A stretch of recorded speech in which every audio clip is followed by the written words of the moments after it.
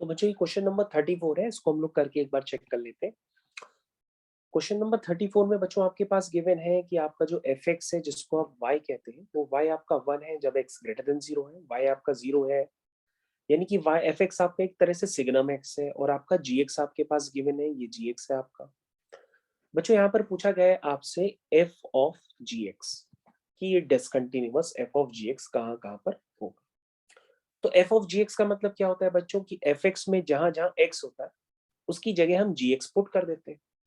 तो F x में देखिए आपका एफ एक्स क्या है, तो आप कहेंगे सर एफ एक्स से सिग्नम ऑफ एक्स, तो एफ ऑफ जी एक्स क्या होगा, मतलब फॉग एक्स आप इसको कहते हैं, तो ये हो जाएगा सिग्नम ऑफ जी एक्स। और जी एक्स की वैल्यू बच्चों जैसे ही पुट करेंगे तो आपको फंक्शन कुछ इस तरह से नजर आएगा। तो बच्चों अब आपको अगर डिसकंटिन्यूटी चेक करनी है तो सिग्नम का ग्राफ तो आप पहले से जानते हैं। तो बच्चों यहाँ पर आपको पता होना चाहिए कि सिग्नम का जो ग्राफ होता है, उसको ग्राफ के बारे में अगर आप नहीं जानते तो आप ध्यान से देख लीजिए। सिग्नम का जो ग्राफ है वो बच्चों, वो ग्राफ बेसिकली अगर x 1 से बड़ा होता है तो वो कंटिन्यूअस होता है, x -1 से छोटा होता है तो वो कंटिन्यूअस होता है, लेकिन सिग्नम का ग्राफ कहाँ पे डिसकंटिन्यूअस होता है, वो होता है x इक्वल टू 0 पे। ये सब आप बात पहले से ही जानते हैं। अब बच्चों हमें क्या करना है, हमें यहाँ पर पॉइंट ऑफ डिसकंटिन्यूटी बतानी है, किस वाले फंक्शन में, इस फंक्शन। तो बच्चों हम अंदर वाले फंक्शन को फैक्टराइज वगैरह करेंगे और उसको एक नंबर लाइन पर अरेंज करके पता लगा लेंगे कि उसके अंदर का नंबर, यानी सिग्नम के अंदर का नंबर नंबर जो है कब 0 से बड़ा है, सिग्नम के अंदर का नंबर कब 0 से बड़ा है, कब 0 से छोटा है, और कब 0 है। तो ये वैल्यूज हम पता कर लेते हैं। तो बच्चों ये ध्यान से देखिए, तो जब बच्चों x आपका 0 से छोटा है, ध्यान से देखिएगा बच्चों, यहाँ पे मैं बताना स्टार्ट कर चुका हूँ। जब x आपका 0 से छोटा है, तो 0 से छोटा में बच्चों ये कौन सा रीजन है, ये। तो ये फंक्शन ओवरऑल कैसा है, नेगेटिव है, क्योंकि ये वेवी कर्व पैटर्न से आपने किसका बनाया है, y is equal to x times x-2 x-3, इसी का तो बनाया है। तो आपने बताया ना कि जब x 0 से छोटा होगा तो ये वैल्यू क्या होगी, लेस देन 0, ओवरऑल वैल्यू।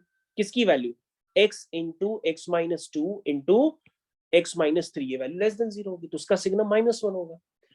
फिर बच्चों x जब 0 से 2 के बीच में होगा तो वो नंबर पॉजिटिव हो गया, यानी उसका सिग्नम 1 हो जाएगा। x जब 2 से 3 हो गया तो अगेन 2 से 3 में वो अगर पॉजिटिव है, निगेटिव है, वो आप चेक करते रहिए। अब 2 से 3 में निगेटिव है तो उसका सिग्नम -1 हो गया। 3 से बड़े में वो पॉजिटिव है तो उसका सिग्नम +1 हो गया। तो दैट मीन्स बच्चों अगर आप ओवरऑल यहाँ पे चेक करते हैं तो फॉग एक्स की वैल्यू लेस देन 0 पर -1 है। तो बच्चों देखो ये -1 का ग्राफ है। 0 से 2 में उसकी वैल्यू 1 है, ये देखो बच्चों ये y इक्वल टू 1। 2 से 3 में अगेन -1 है, 3 से बड़े में फिर अगेन 1 है।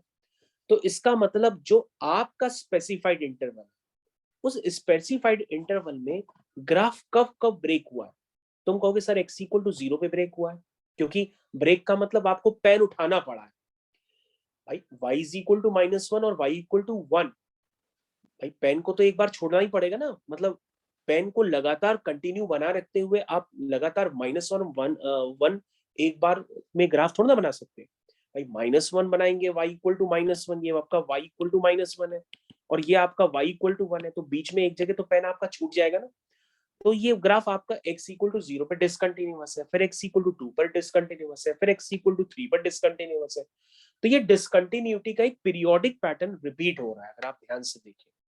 तो जब डिसकंटिन्यूटी का पीरियोडिक पैटर्न रिपीट हो रहा है तो आपसे पूछा गया है कि ये कितने पॉइंट्स पे डिसकंटिन्यूअस है जो आपका फंक्शन है। तो आप कहोगे सर ये जो x लाई कर रहा है तो उसमें सर ये 0 पर है, 2 पर है, 3 पर है, इसका मतलब ये एग्जैक्टली 3 पॉइंट्स पे डिसकंटिन्यूअस है।